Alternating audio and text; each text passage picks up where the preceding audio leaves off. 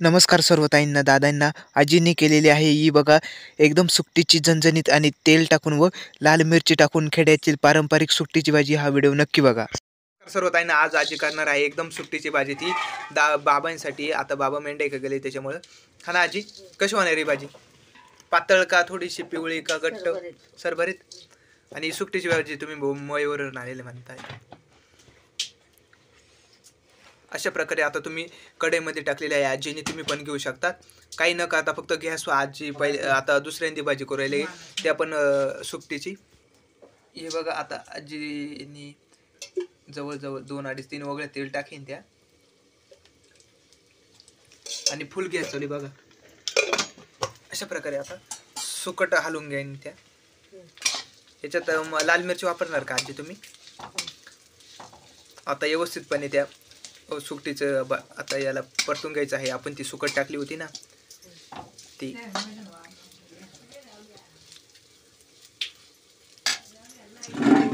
आजींचा मसाल्याचा डबा. आता काय टाकतोय आजी याच्यात? 1 चमचा लाल मिरची ना, 1 चमचा लाल मिरची टाकू राहिले. त्याच्यानंतर ही हळद जवळजवळ अर्धा चमचा टाकली. आणि आता आजीने इथं तांब्या भरून घेतलेला आहे.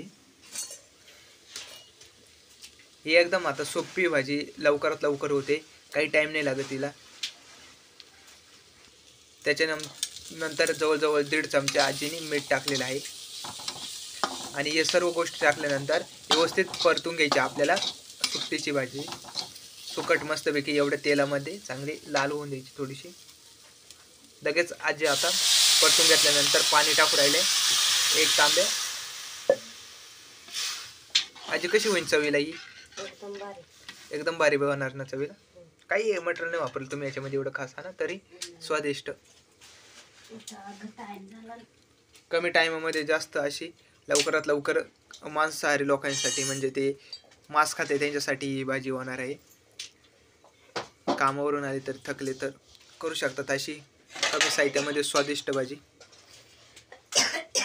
आता हे उकळण्यापर्यंत ठेवायची ना आजी. आता ही मस्तपैकी थोडी आटून द्यायची, म्हणजे ती आरक उतरणं तिच्या बॉम्बल्याच्या सुकटीचा. तरी नाही आलं मस्तपैकी. हे बघा अशा पद्धतीने गॅस फुल चालू आहे, उकळी येऊन द्यायची. हे बघा मस्तपैकी आता भाजी आपली आटून गेलेली आहे सुकटीची. तरी बिरी आलेली आहे बघा. आणि तेल आणि मिरचीच्या मुळे बघा किती तरी आलेली आहे. आणि आजींचं लगेचच इकडं दुसरं काम चालू झालेलं आहे बाजरीच्या भाकरीचं. आणि खूप जोरदार जाळ चालू आहे. आणि इकडं एक भाकर पण भुजते हा ना आजी खाली.